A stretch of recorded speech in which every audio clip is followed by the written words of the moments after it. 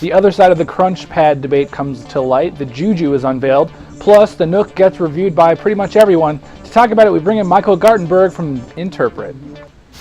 Save time and money by skipping business trips and using GoToMeeting. Visit gotomeeting.com/techpodcast and get 30 days for free. Rather eventful for December, especially. We're hearing a lot of new sort of takes on old technology. Of course, the first thing we want to talk about is the JooJoo, which is previously known as the CrunchPad.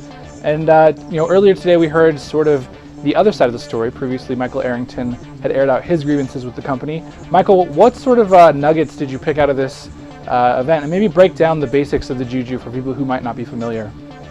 Yeah, the JooJoo, I guess, is the what FusionGarage, the ODM behind the late great CrunchPad, calls it. Obviously, a lot of he said, she said going on in the blogosphere about legal issues and deals and lawsuits, etc. The net result was, the CrunchPad was Mike Arrington's idea for a device that would only run a web browser that he was going to build and bring to market for $199. Became one of the classic examples of vaporware product that no one ever saw. Lots of hype, way over promise, tremendous under delivery. That kind of came to a head last week when he said the project was off and that his partners FusionGarage were basically blowing him off and doing it by themselves. Today we heard from FusionGarage saying that all the intellectual property was theirs. They had no deal with Mike Arrington. That Arrington brought no money or investors or intellectual property or code or anything to the table, and that the project was alive, however, in a slightly different format. It's a 12-inch capacitive tablet that does one thing. It boots some kind of web browser, and they're going to try and sell it direct, $499.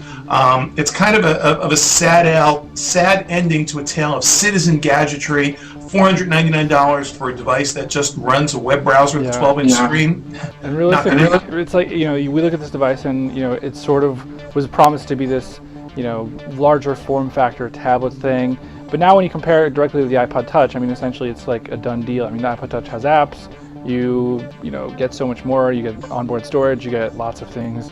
To me, we're all kind of in agreement that this is pretty much dead on arrival, right? Yeah, look, for half the price, I can get a netbook that can run a web browser and do a whole lot more. And as dismissive as they were of things like web browser, netbooks and web browsers, and things like the iPod Touch or the iPhone. Bottom line is, this is an in-between device. It was a bad idea. It's a niche device. At $199, they might have sold it, but it's what happens when people without a background in consumer electronics try and do stuff like this. Anyone could see from day one that the initial specs that they were outlining and the price point they were aiming for just couldn't happen. Certainly not 2009, not 2010. This is niche gadgetry at its finest. They claim this device is going to go on pre-sale starting next week and order ship in 8 to 10 weeks. I suspect that there may not even be enough pre-order interest for this thing ever to ship. Certainly not with those specs or price points. But definitely a gadget saga of the decade. And what happens, when you overpromise and underdeliver, and there was a lot of hype and arrogance around this product, and whom gods destroy, they first make proud. For sure. This is one of those situations where we didn't expect a lot out of this device. People who are watching the industry sort of felt like this could happen, maybe this won't happen. And now, obviously, $500 for a device that pretty much no one wants. Good riddance, I guess. The other thing we're talking about today is the Nook. Now, reviews of Barnes & Noble's new flagship e-reader have started to pour out.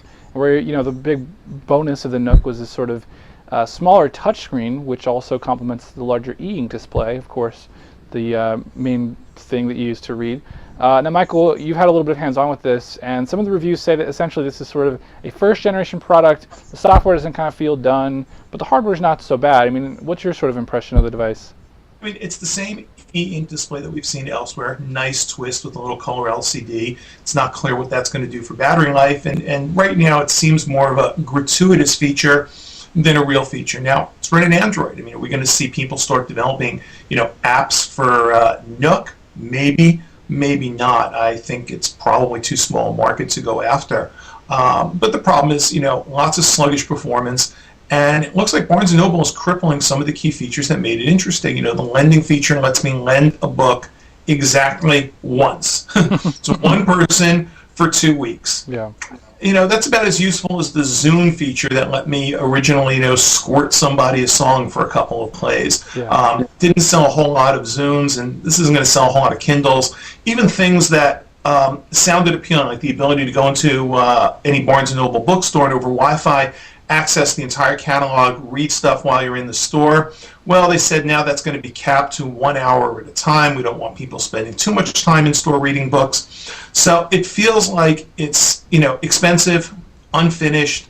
The good news for most consumers is you can't buy one at this point. Even if you want one, you're going to have to wait until 2010.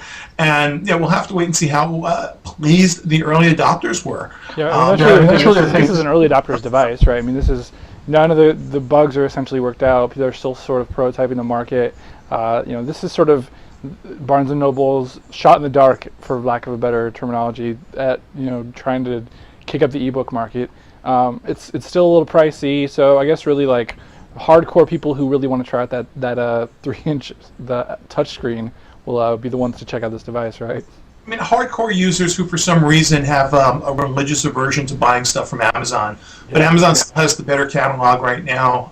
They have better pricing, although, again, Barnes & Noble says it's another thing they're going to fix.